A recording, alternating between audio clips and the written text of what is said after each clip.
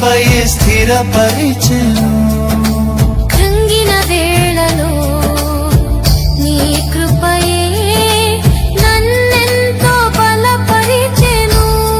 తొట్టిల్లిన వేళలో నా పాదము నీ కృపయే స్థిరపరిచెను.